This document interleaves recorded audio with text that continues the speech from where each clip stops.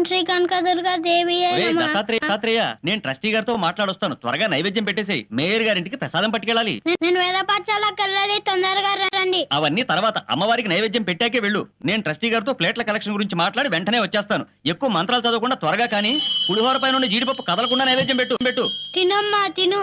నేను వేద పాఠశాలకు వెళ్ళాలి, ఆలస్యం అయితే మాస్టర్ గారు కొడతారు. తినమ్మా తిను. మా అమ్మవు కదా, తొందరగా రా అమ్మా. త్వరగా వచ్చి తినకపోతే నేను ఇవాళంతా భోజనం చేయను.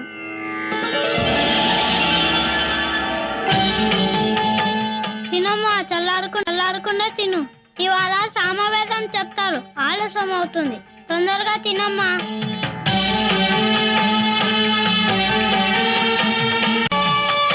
బాగుందా? పొలం మారిందా? శివుడు తలుచుకొని ఉంటాడు.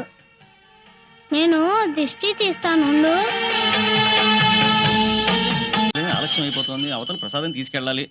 ప్రసాదం ఎదురా దుర్గమ్మ తినేసింది. విగ్రహం ప్రసాదం తింటమే నిజంగానే అరిగించింది. నువ్వు తినేసి అమ్మవారి మీదకి నెట్టేస్తున్నావా? దౌర్భాగ్యం. ఏంటమ్మా అలా నవ్వుతూ చూస్తున్నావు? కొడుతుంటే తిన్నానని చెప్పు.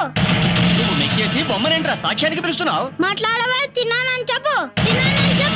నేను తినేసా అంటున్నారు, నువ్వు తిన్నావని చెప్పు. నువ్వు వచ్చి చెప్పకపోతే నేను వేరే మానేసి జంజం తీసేస్తాను.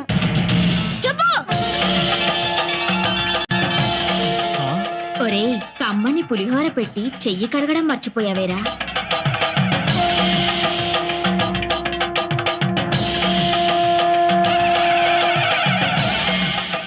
క్షమించమ్మా కనకదుర్గమ్మ తల్లి.